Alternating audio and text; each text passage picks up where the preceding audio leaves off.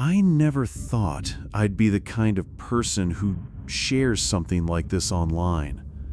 Most nights, I just want to finish my shift, grab a late dinner, and pass out in front of the TV. But after what happened last month at my old high school, I can't stop replaying it in my head. I need to put it somewhere, and maybe someone out there will understand, or at least believe me. I work as a part-time janitor at the high school that I graduated from 2 years ago. It's not glamorous, but it pays, and it's quiet. Most nights it's just me, the hum of the vending machines, and the distant buzz of the exit signs. That night started like any other. It was late, close to 10:30, and the school was empty except for me and Mr. Dalton, the head custodian. He usually left around 9, leaving me to finish up the last 2 hallways and the gym. The halls smelled faintly of bleach and old textbooks, and my cart squeaked every time I pushed it. I didn't mind the silence. After a while, you get used to how schools feel at night. Too big, too hollow, like you're walking through a memory that doesn't belong to you anymore.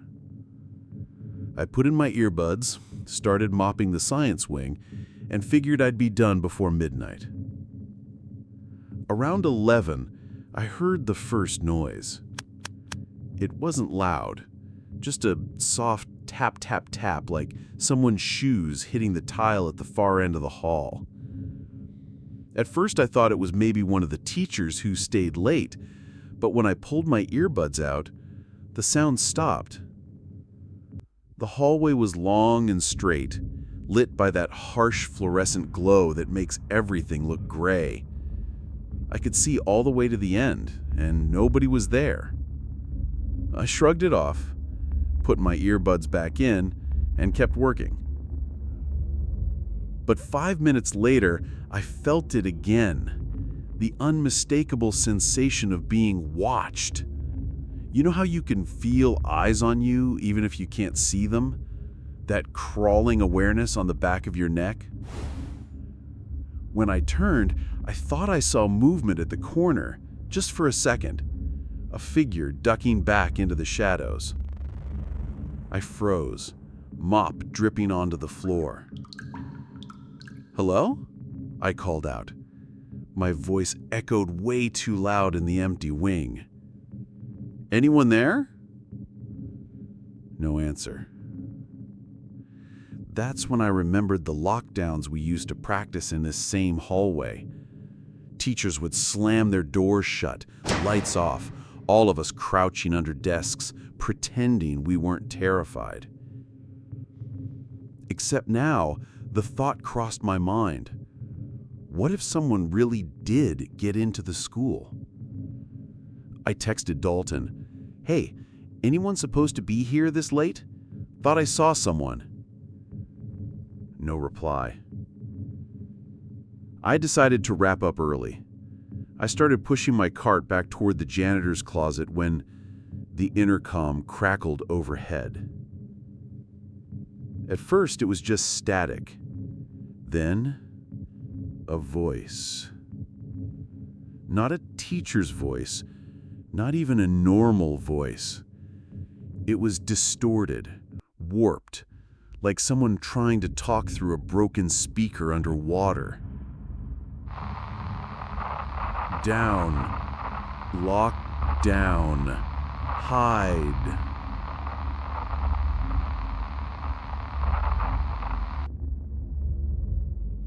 The hair stood up on my arms. I backed up against the wall, staring at the nearest classroom door. Part of me knew it had to be a glitch, some old system malfunctioning, but another part, the bigger part, felt a raw, animal panic.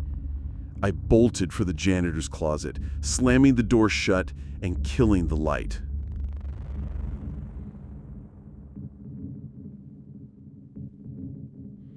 I don't know how long I stayed there. Maybe 5 minutes, maybe 30. I just remember sitting in the dark, gripping the mop handle like a weapon. trying not to breathe too loud. The school groaned and settled the way old buildings do. The pipes clanged, the exit signs buzzed. Every noise felt magnified, like the whole building was alive and breathing with me. Then, footsteps. Slow, deliberate, coming down the hall. They didn't sound like normal footsteps. Each one echoed too long, like the sound was stretched out. And they weren't coming from one direction. They were coming from everywhere. I pressed my ear against the door. The steps stopped. And then, the sound of fingernails. Long, scraping fingernails dragging across the door. My chest locked up. Whoever or whatever was out there knew exactly where I was. I wanted to run. I wanted to scream, but my body wouldn't move. The doorknob rattled, slowly at first, then harder. Something pressed against the wood, bending it inward like it was breathing against the door.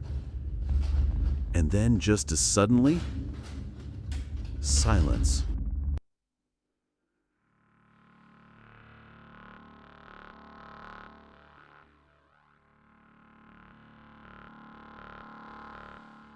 I don't know how long I sat there frozen. Finally, I cracked the door open. The hallway was empty again. But it wasn't. The fluorescent lights flickered, buzzing like a swarm of flies, and the lockers on both sides of the hall were hanging open. Every single one of them. Inside, scrawled in black marker across the metal, was the same phrase over and over. We see you.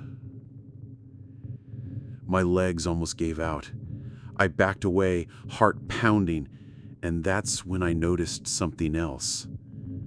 The writing wasn't just in marker.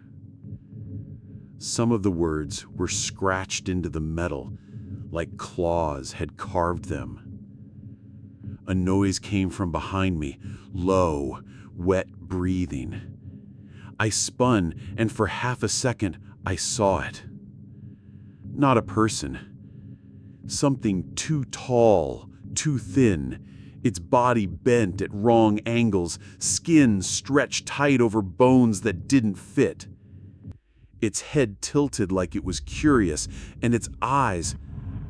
God, its eyes weren't eyes, just empty sockets, black and dripping. I ran.